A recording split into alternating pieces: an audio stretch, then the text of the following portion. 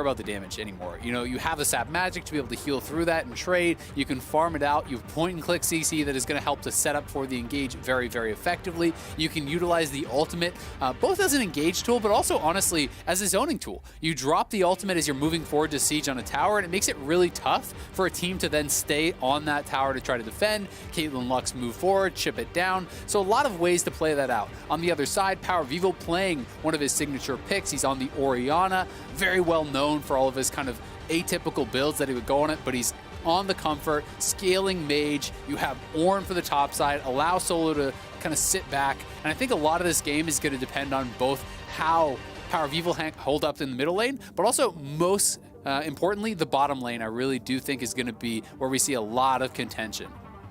Yeah, definitely agree. I want to put all my eyes down on the DRX bot lane, see how well Deft and Keria can do. This is maybe the single strongest duo you can pick in League of Legends right now. I think it's very hard to find a 2-on-2 that will beat this heads up. Yeah, you might win in other places. Obviously, the utility is far higher when you have Pantheon semi-global engages and Ashes across the map. Yes, indeed, but the 2-on-2 lane should always go the way of Caitlyn Lux unless you get heavily outplayed or there's a big jungle difference. Santorin, I think, is the best jungler the LCS is sending to Worlds. He is absolutely outstanding, and if he can have one of those strong games that he had domestically, then that is a possibility. And so we'll see what comes through in this one as we are onto Summoner's Rift as we open up Game 3 of the day. DRX and FlyQuest are fighting for second place in the group right now. 30 seconds until minions spawn.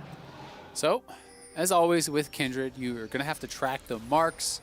It honestly can make a pretty big difference if you get lucky and have the mark spawn on the scuttle that you kind of have control of or not. One thing that you will see some experienced Kindred players do is if the mark spawns on the other side of the map, they actually just try to delay taking the scuttle and try to force that to actually spawn on their scuttle then later on and delay that. But you have to make sure that then you are controlling that quadrant of the map and that you can't get double scuttled by the Graves. So there is some risk associated with it. And it also is slowing down the gold and experience that you would expect to be kind of injected in there. All right, now, no chaotic invades. We have seen so many of these games opened up with a lot happening in the first minute and a half of the game. This one is going to be one of the most docile. There is at most a deep ward coming down from Solo's Ornn saying, all right, I'm going to see if I can figure out where Kindred's starting. All right, blue buff has not been touched at 131. I think we're good. They both eventually trinket at the exact same time. That will almost assuredly track any invade shenanigans, whether Santorin does that or Pyosik, but it's going to be a pretty heavy clear. You can see Pyosik kiting down to the bottom side means he wants to do red into Krugs. Santorin wants to do red-blue into bot side and control that side of the map. It'll be interesting to see where he goes. He actually looks like he's going towards a blue invade. So he's actually trying to go red-blue here.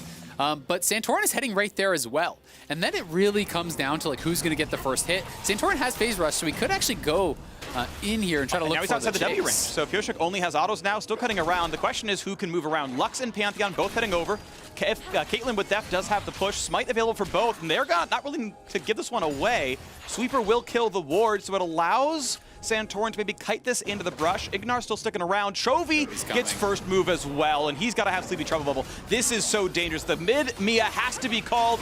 Binding dodged away from. Well played on the invade. Keria shows up. Def shows up. Chovy shows up. 4v2 is just not fair. Yeah, and they're going to be able to take away the Gromp. They're even leashing the Gromp here for Pyosik, so a lot of emphasis to putting this Kindred ahead, because as I said, the Kindred does outscale the Graves. When you get that range, it becomes very advantageous. So if you can actually get ahead of the Graves early, it becomes incredibly difficult for the Graves to really have much effect on this game. I like the patience there from DRX. You know, they had that roam from the bot lane, but that was matched by Ignar. This is honestly really smart pathing, though, from Santorin. He recognizes that this is lost, so he goes his own wolves. He doesn't try to contest at the blue or at the Gromp, and he's straight over onto the enemy blue. So he will, at the very least, get this, and the scuttle on the top side has the mark. So he should be able to take the blue, deny that scuttle away, and be in a pretty reasonable spot here, given the fact that there was that many resources to try to put him behind. And you talked about how good Santorin is. One of the things that he gets a lot of credit for is his intelligence.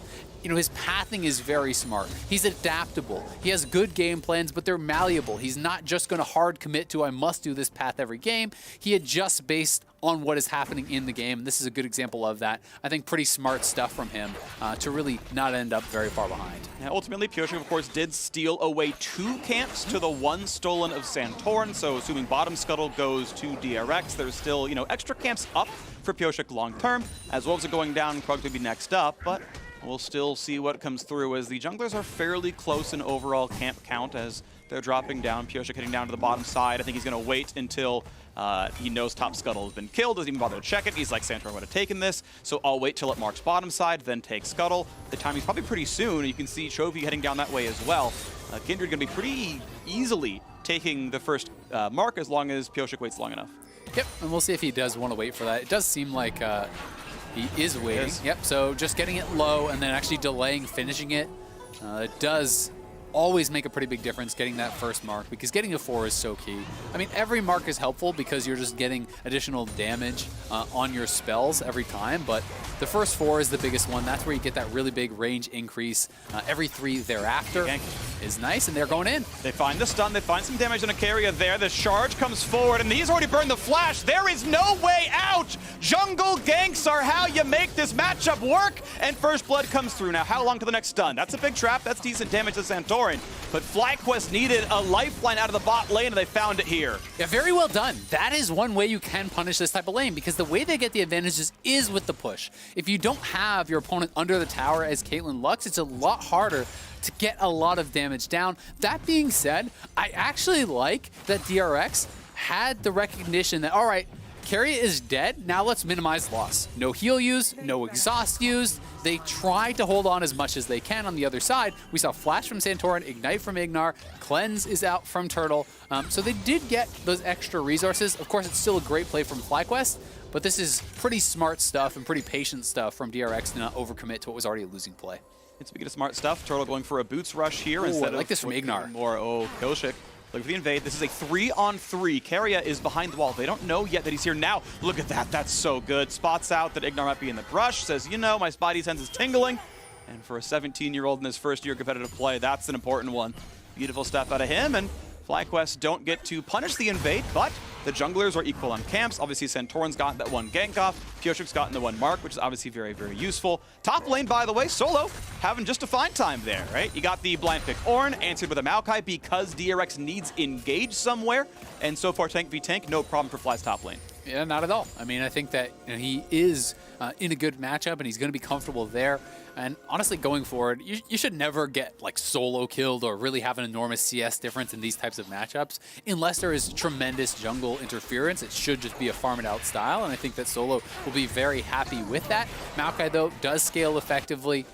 But there is quite a bit of damage, and we'll see if they do pick up any sort of healing debuff, because a lot of the tankiness from Maokai, you have to remember, actually comes from his passive, the Sap Magic, where you are getting back health, you know, based on the spells you have used and the spells you have been hit by. It recharges that passive, and especially if you get into a Spirit Visage, you can get some ridiculous healing from that. So we will see where and when they pick up any sort of things like an Executioners or something to help mitigate that. Pyosik number 2 as second scuttle gets the mark, and that's going to be claimed. So halfway there to the first big range upgrade. Easy kill on this control ward here as well. And temporarily a 3-camp lead for the DRX jungler. A little poke back and forth, but now Berserker's Greaves.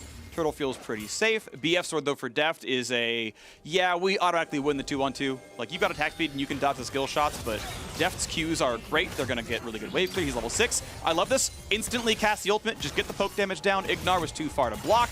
Obviously, if you could, you just, like, walk up, press E on Pantheon. It wouldn't be a problem, but easy poke there, and the lifesteal is only mediocre from this Ashe. Looking like they're trying to set up a potential dragon play here. Deep Vision from Power of Evil. Would like to see him just grab that Blast Cone, too, to deny any chance of a steal. But it looks like it should be FlyQuest. They had the push. Well done there.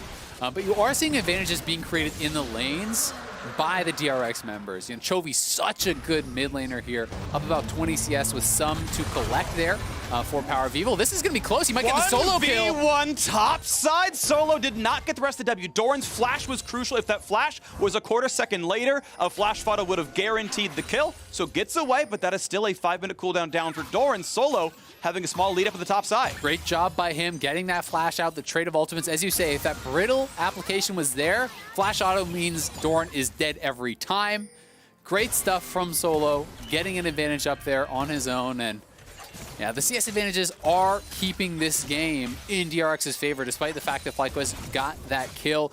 Jungle CS advantage, Caitlyn is winning in farm, Zoe is winning in farm, and that is where you're seeing some of the player skill really shine through. You know, Chovy, Deft, and Keria, these guys are monster laners, and it is very, very tough to keep up, but as long as FlyQuest can stabilize those CS deficits and farm alongside their opponents from here on, it's not going to be the end of the world.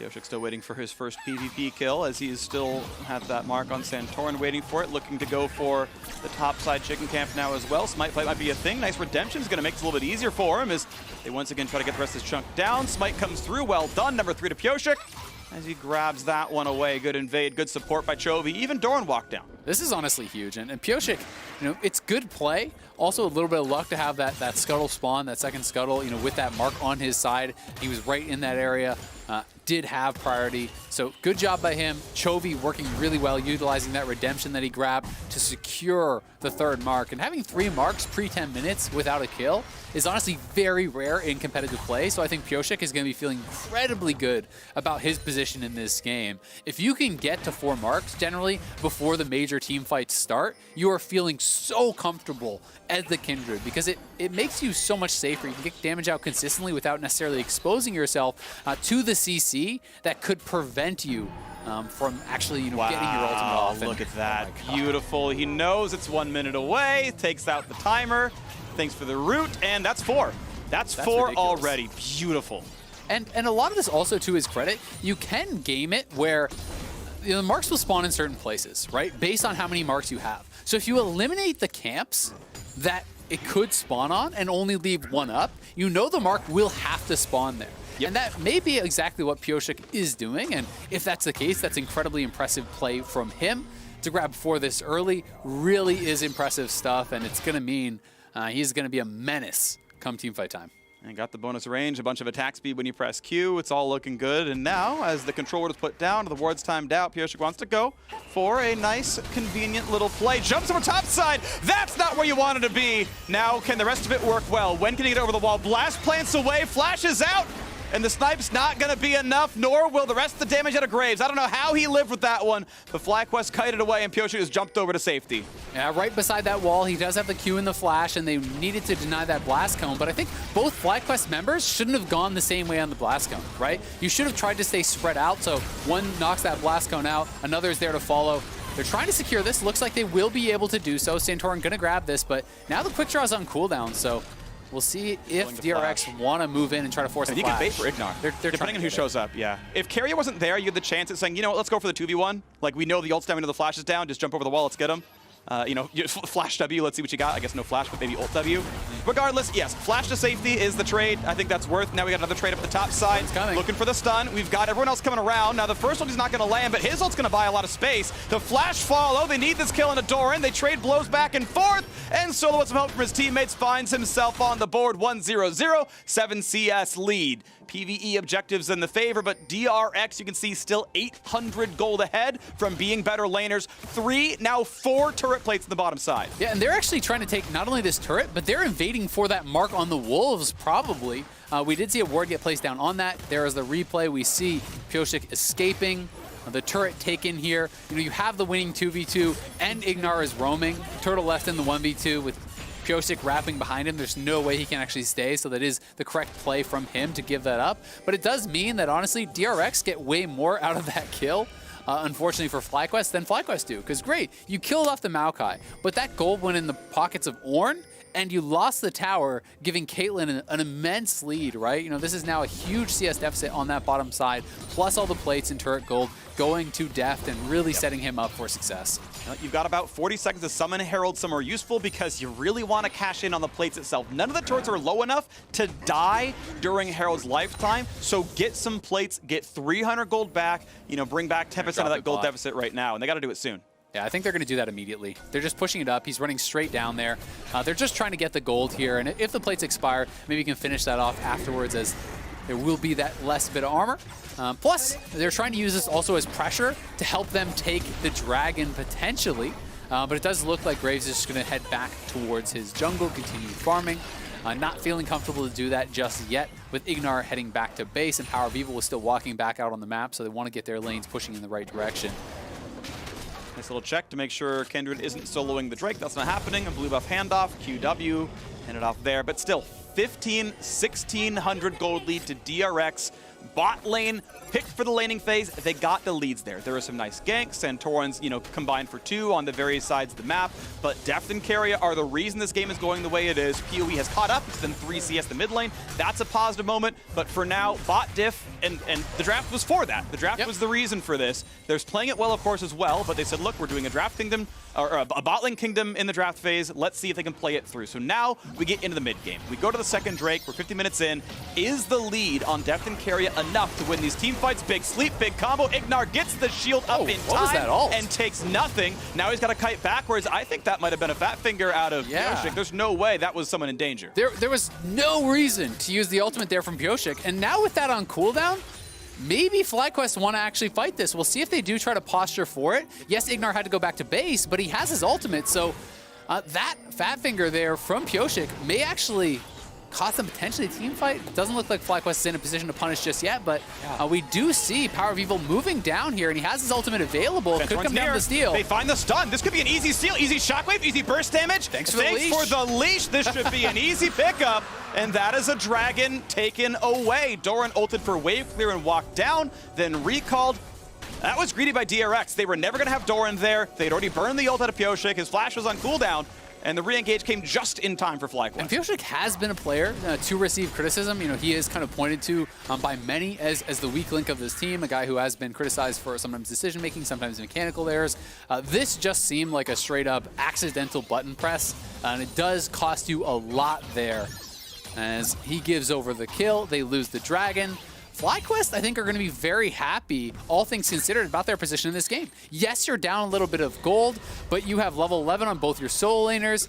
Solo is doing very well. Power of Evil has closed the CS gap to a point where it really doesn't matter anymore.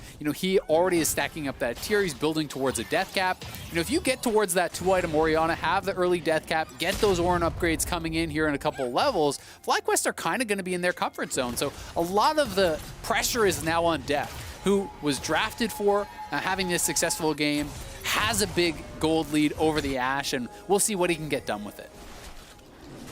Right now looking to get a deep ward and fight for the next Herald coming up fairly soon.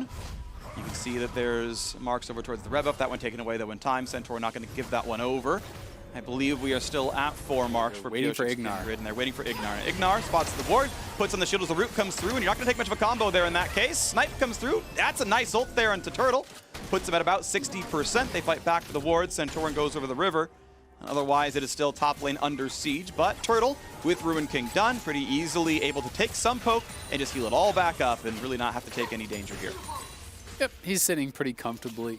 DRX, nice attempt at a pick there, but as you say, that interaction with the Pantheon shield, just being able to pop that when he does get rooted up, when he does get trapped, is being very, very effective.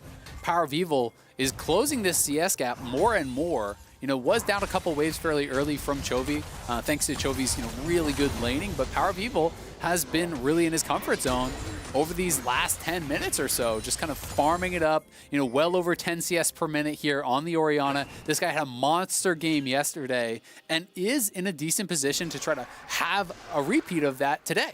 You can look for combos such as the Pantheon ultimate. You stun somebody up, you follow that up with the Shockwave, you have good engage, obviously, from the Ornn. Kindred will be problematic, Caitlyn will be problematic, but FlyQuest are in there with a fighting chance. And I don't think this game is going the way anyone expected. If you watched the first 3 days of the World Championship and how narrowly FlyQuest took down Unicorns of Love, you're like, all right, pack it in. All the LCS teams are garbage, they're trash, see you next year. But up against LCK #2, I mean, this very rarely happens that LCS even competes with the top Korean teams. And so far, so good. FlyQuest, yes, they are down in gold, but I would take the team up 2 Drakes in a 600 gold deficit. Maybe 1,000 gold deficit's a bit closer, but So far, so good, as FlyQuest look to find their way into the mid-game. Ignar taking half his health off down. Good play by Chobi. We haven't got to see him play around the mid-game, but we know he can do a lot here in this. And you can see the Bramble Vest already picked up there from Solo. He is trying to look to roam up. We'll see if they want to try to contest this. Power of Evil got the push mid lane, so he is now moving up towards this Rift Herald, and they will have the potential to try to contest. The question is just, do they want to really commit to it? Because honestly, the second Rift Herald isn't worth that much. If you're not in a good spot to contest, you shouldn't bother. Unless you get a Miracle Steal, Q. Good smite. That's going to go for Pioshik, and Santorin could ult away, but suddenly Ignar wants Sin by himself. Blast Plant pops in time. No easy re-engage. Flash to safety, but an easy chase down for Pioshik. Stun's still going to drop. How about the re-engage on Adoran? Shockwave, autos. That's one kill for one, but now Turtle has to cleanse, has to flash, kiting away, finds the slow. The chase in for Pioshik. The flash in for Depth, and he finds the headshot kill. Looking for a sleep now as well, and DRX have turned the corner. 3 for 1 instantly in the team fight. What a throw from Ignar. Honestly, FlyQuest, I liked the attempt at the smite steal, but what was that engage? It's just a one-man mission there from Ignar. The rest of the team tries to stay around and bail him out, and they're probably going to lose. Well, they lost 3 members. They almost lost 4 there, and that went from a very close game where FlyQuest is pretty comfortable with their spot to almost throwing away the entire game for a terrible engage there from Ignar, and that is going to be one he really wants back. So now we ask if the resets come through in time, because Dragon 3 is on the map, Infernal Drake is here, Solo has teleport, not ulti, as Depth recalls as Drake spawns. Yeah, I mean, the smite steal is good. You notice how Santorin was just going to walk up, try to steal it, and then quick draw out if he didn't actually find an opportunity to get it. Ignar, though, goes so deep, the team tries to back him off. Yes, they do finish off Doran, but you committed your Shockwave, you committed the Ashe ultimate, every ultimate on cooldown to take down the tank. So the carries of DRX are going to fly forward. They continue to chase. Anytime you try to run from a Zoe with your summoner, Zoe grabs those summoners, follows you, and it's going to be able to clean up those kills. And all of a sudden, you're closing in on that 4,000 gold lead here. No, is he dead? He's got the shield. I think that was maybe it would have been Seraph that he popped the extra shield just to make sure it was all okay. Now, it was FlyQuest who grabbed Drake number 3. Now, a 4,000 gold difference is better than 3 Drakes, but a soul nearly makes up that gold difference. So if this happens in the next few minutes, it gets a bit closer. Though. Yes, it is. It's mid lane tier 2 dropping, the gold lead growing farther and farther. 4,500 gold lead now, and mid inhibitor is going to lose most of its turret's health as well as they get another charge down there, and DRX looking to just completely strangle this map in the mid game. Yeah, this is getting tough. I mean, FlyQuest will get their shot for the Infernal Soul, but now, after that Rift Herald fight, so silly to risk the game on that, and they fall so far behind off of it. They lose the kills, they are losing towers. DRX are going to be in a spot where they are ready for this fight. They're going to be incredibly strong. You see, the IE is already completed. I wouldn't be shocked if Death has 3 items by the time that next fight does happen. Stormrazor completed, very high DPS build here from Pioshik. People have been very critical of the Black Cleaver style builds. Stormrazor plus a Zeal item, this is one of my favorite builds on the Kindred. That plus a lot of marks, you become a true marksman threat. You really do scale very effectively into the mid and late game stages. So FlyQuest, you have got to pretty much nail the engage, get a very valuable Shockwave, or they're going to have almost no chance, I feel like, in this next team fight. And it's going to be hard to find a good Shockwave because Keria rushed first item of kills Crucible. If you find an Ashe Arrow or a Pantheon Stun, you cleanse it off and you kite them away from the Shockwave if you can be fast enough. Yep. Kindred ult, obviously a very big deal as well. Now it is a squishier Kindred, so if you happen to one-shot Kindred, maybe you want the 400 health from Black Cleaver suddenly. That said, yeah, I expect it to go pretty well on the DRX side. They've got tools for every occasion. It's just down to execution. So can they close this one out? We are 3 minutes until the Dragon Soul fight. We know Baron is on the map, so that's always an easy flex angle there as well. DRX with leads in most lanes are going to see which ones they can push in and where they can keep map control. Deft is honestly in such a strong position right now. Looks like he's going for that 3rd item, Stormrazor. So may not have that completed, but he is going to be incredibly strong when he does get it completed. A much higher DPS build than going the double Zeal. I know you are a big fan of just going for the double BF items straight up at the start. It is going to make his overall DPS a lot higher against Solo. Obviously, he's going to take more than a couple auto attacks to knock down the Ornn, so we'll be in a good position to do it. Thankfully for FlyQuest, though, Solo closing in on more of those Ornn upgrades. He has the first for himself. Hasn't completed that Sunfire yet, but Death Cap is ready and waiting to be upgraded, as is the Blade of the Rune King there. So they have those available to try to erase some of the gold lead if he can get enough experience and get those upgrades through. 4,500, almost 5,000 the gold difference. Mid lane pushing it again, a wall of traps, and DRX, as they get rid of the wards, like I said, they can start to play for the Baron setup here. It's darkness, and yes, you have Hawkshot, but it's not CDR Ashe. That's going to be a pretty slow one. Kindred just hit 7 marks now. That's obviously great. Insane. Got a couple in the PvP combat, and that means, yeah, Pyosik has the same range as Wild Turtle and is also on 2 completed items, so very much a carry threat. He really is. He's going to be very, very difficult to get onto. And you know, people always think about it from the offensive portion, but the range allows you to have so much more safety too, right? It's so much harder for champions like Pantheon and Ornn to actually be in range to land those stuns because you can outrange them while you're hitting them. You're not this really short-range marksman who's easier to jump onto, burst out before you can get the ultimate down. You have to commit more to get in range of the Kindred, which allows the Kindred more time to react and pre-ultimate engages and things like that. And Pyosik farming excellently as well. 50 CS difference over Santorin. Like, he's absolutely clapping in this matchup now. Santorin got early ganks, but now their KDAs are basically identical. DRX's mid game doing very well, and we've just been waiting for this moment.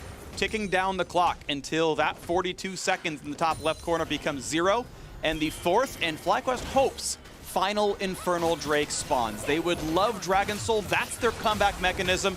That and a really clean team fight. Now, the Ori Shield can fully block a Caitlyn ultimate.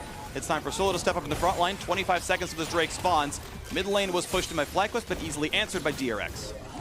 Power of Evil does have his Death Cap, and it has been upgraded, right? So they have a lot of AP on this champion. If he can land that key Shockwave, there is a way FlyQuest win this fight, but it's tough. You have one side completely walled off by the traps. You can see Pantheon is looking for an angle to ultimate. They are going to fight this, and I think we're going to go right now. Here comes the play. The 5-on-5s maybe decide the game. Can they find the back line? So far, so good. Maokai roots up 3. Ignor's got to run away. He can't find anything. A nice flash away keeps Solo away. Now Chovy's going to find damage to the side lane. Going to find himself the first sleep.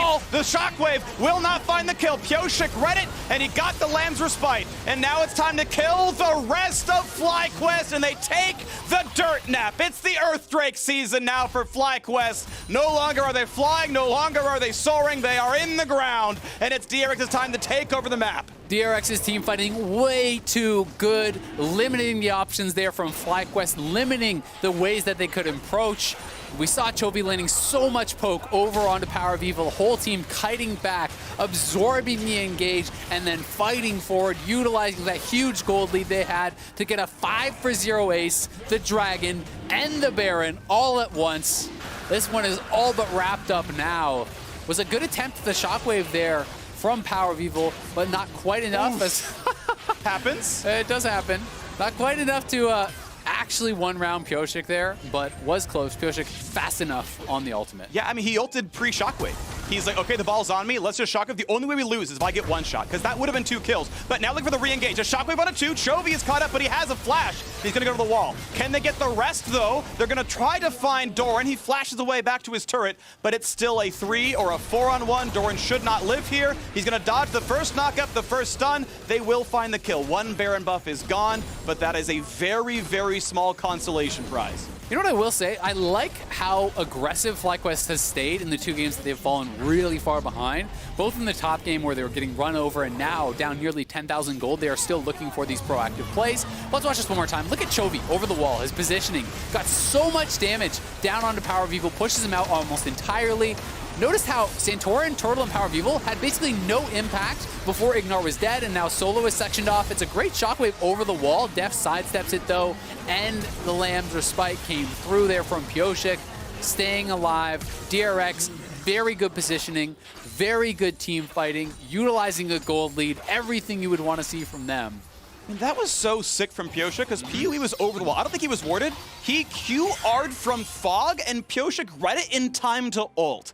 You have to have a lot of presence of mind, I'm not talking runes, to make that play happen. That was a game-saving move. If he's dead, Baron doesn't happen, that fight is closer. We might look really differently about this game if that play came through. PoE had a great line, and Pyosik was fast enough to stop it. Really well played from him, to be honest, and he has had a very, very strong game, going straight for that IE now, so he is ridiculously strong at this point in the game, going for that crit build. DRX, they have the Baron buff, they have every sieging tool you can imagine. Walk up, drop the traps, slowly poke away, shield up the Caitlyn, shield up the Kindred, let them hit that turret.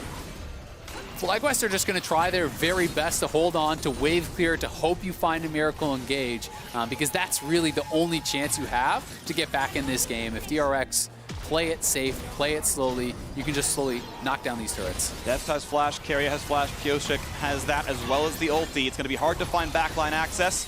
Turret will live for now as Baron ticks down, 38 seconds remaining, but a new wave shows up, and that's going to be a turret dropping. FlyQuest lose control of their bottom inhibitor. Mid Maokai's top. opened up as well. Maokai on the top side does have teleport, but FlyQuest, oh no, PoE! He cannot find the shockwave. Deft, what a beautiful play! Flashes forward, solo kills Power of Evil, and without a carry standing, look at the rest of this damage. Yeah, you can block it, but it's time to kill the base. The perfect cleanse, Keria goes back up, finds a bit more. Re-engage, gonna look at the best they can, but no asleep on solo means there's no ult. Pyosik is unstoppable, and there is nothing left for FlyQuest to do. DRX in pretty dominant fashion once 20 minutes came around. They took control, a bit of damage coming back around, a single kill on the board, but it's not gonna be enough. DRX take control, a second place in the group, the way it was expected coming in. FlyQuest made him work for it, but it's still going to be a likely 30-minute victory. We wait for the minion wave to drop down the backdoor bonus. The Nexus will fall, and DRX take down FlyQuest in 30 minutes. What a way to finish it there. Deft doing his best Syndra cosplay, wiping the mid laner off the map. He's had enough. Flashing forward onto Power of Evil there. Clean stuff from him. Really had an incredibly dominant game. Got so far ahead. And DRX can be happy with how they closed out once they got in the advantage, but you have to say, this game hinged so much on that terrible engage from Ignar. That was the game-losing play. They bet it all at the Rift Herald. It went terribly for them, and DRX played incredibly from that advantage. Deft was already ahead. He got more ahead. Their team fighting was immaculate at that 4th Dragon. 5-for-0 clean ace, looking really, really good, and still in a very strong position in this group. And you got to see how kind of to play out a draft with limited engage tools. It's a dominant bot lane. You take first turret with all 5 plates by 11 minutes because you are supposed to completely clap that 2-on-2. That is where the gold lead stayed stagnant, because despite the kills coming through for FlyQuest, despite the gank that killed Keria around level 4, Defts and co kept playing aggressively. They kept pushing in the 2-on-2. They took everything down. When FlyQuest went for the first Herald, they took the rest of the turret, and then Deft moved somewhere else. And eventually he flashed in to go 1v1 Power of Evil. That's the way When's the last this time you game saw played. Caitlyn flashing on an Orianna with Shockwave and killing them? About 3 minutes ago is the last time I saw it, and it was a pretty good play out of Deft. And this is DRX looking pretty solid. So 2-1. We'll see their second round robin in a couple of days, and we'll stay tuned for that one, of course. But of course, we also have more League of Legends to play today. Now let's check out DRX's Mercedes drive to victory, the Rift Herald fight 90 minutes in. That led to their victory. And this was kind of that key play I was talking about here. Santorin just wanted to try to go for a smite steal. And look at all FlyQuest. They're all backing off. No one was really in a position to take this fight. And in goes Ignar. He wanted it, even if no one else did. I honestly wonder if it was a misclick or just a complete miscommunication, because the rest of his team was nowhere close to actually following up. They did kill off Doran, but when you spend all of your spells to actually kill off the Maokai, of course DRX is going to punish you. Flying forward, Pyosik, Chovy, Deft, erasing FlyQuest off the map, taking the Rift Herald, taking control of the game. And it was really there that we went from what was an incredibly close game. You know, it was like 1,000 gold lead or so difference with Ornn items coming through. You know, Orianna in a pretty good spot. Yeah. DRX definitely could have still won the game from that spot, don't get me wrong. Sure. But this one made it not even close. It put them up 4 or 5K. They then won that next fight. All of a sudden they're up 10K. And it really was easy from there.